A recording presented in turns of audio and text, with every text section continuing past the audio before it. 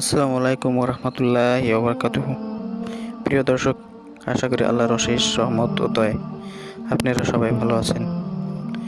প্রিয় দর্শক, আজ আমি এমন একটি হাদিস আপনাদের সামনে তুলে ধরব। আল্লাহ তাআলা মৃত্যুকে কিভাবে সৃষ্টি করেছেন। হযরত মুহাম্মদ সাল্লাল্লাহু আলাইহি ওয়াসাল্লাম বলেছেন, আল্লাহ তাআলা মৃত্যুকে সৃষ্টি করে 70,000 জিনজির দ্বারা আবদ্ধ করে 70,000 পর্দার আড়ালে রেখে দিয়েছিলেন। সেই জিনজির এত বড় ছিল যে একটা তেজি ঘোড়া সহস্র বছর পাড়ি দিলেও তার একটি প্রান্ত অতিক্রম করতে পারবে না। ফেরেশতাগণ কেউ জিনজিরের শব্দে ভয়ে মৃত্যুর কাছে যেত না, সুতরাং মৃত্যু যে কী জিনিস তারা সেটাই জানত না। আল্লাহ তাআলা সকল ফেরেশতাদেরকে ডেকে মৃত্যুকে পর্দার আড়াল থেকে উন্মোচন করলেন, কিন্তু ফেরেশতাগণ মৃত্যুর ভয়ানক আকৃতি দেখে ভয়ে কাঁপতে কাঁপতে অজ্ঞান হয়ে পড়ে থাকলেন। তারপর মহান আল্লাহ তাআলা 1000 বছর পর ফেরেশতাদের জ্ঞান ফিরিয়ে দিলেন। ফেরেশতাগণ জিজ্ঞেস করল, হে আল্লাহ, এর থেকে বড় কিছু কি আপনি সৃষ্টি করেছেন? তখন মহান আল্লাহ তাআলা বলেন, আমি মৃত্যুকে সৃষ্টি করেছি এবং আমি এর চেয়ে বড়। অতঃপর আল্লাহ তাআলা আজরাইল আলাইহিস সালামকে বললেন, হে আজরাইল, আমি তোমাকে মৃত্যুর অপর ক্ষমতাবান করলাম। তখন আজরাইল আলাইহিস সালাম বলেন, হে আল্লাহ, আমার কি এমন ক্ষমতা আছে যে আমি মৃত্যুকে আয়ত্তে রাখতে পারি?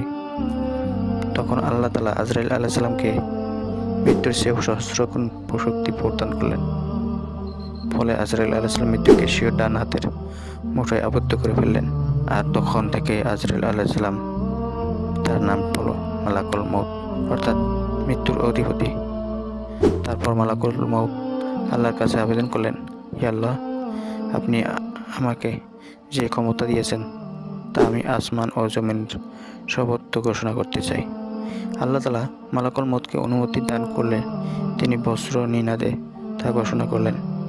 সুতরাং আমাদের কারো মৃত্যু হলে আমরা যাতে আজরাইল আলাইহিস সালামকে না দোষারোপ করতে পারি, কারণ তিনি যে আমাদের জান কবজ করবেন তা আল্লাহর আদেশে আগে ঘোষণা করে দিয়েছিলেন। আজরাইল আলাইহিস সালামের 4টি মুখ ও 4টি পাখা আছে। সম্মুখ দিয়ে ভালো মানুষের জান কবজ করেন, ডান দিক দিয়ে পাপী, বাম দিক দিয়ে মুনাফিক এবং পিছন দিক দিয়ে কাফির মুশরিকদের জান কবজ করে থাকেন। এছাড়াও উনার আছে 4টি বিশাল পাখা।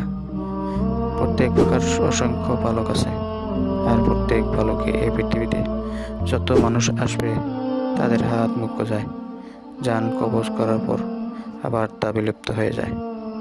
তিনি সপ্তম আসমানে বিরাজমান। তিনি যে আসনে বিদ্যমান আছেন তার টেবিলের পায়ের সংখ্যা 70,000।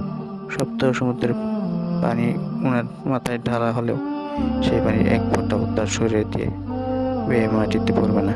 একবার চিন্তা করুন, এই বিশাল আকৃতির ফেরেশতা একদিন আমাদের কাছে আসবে, আমাদের জান কবজ করবে।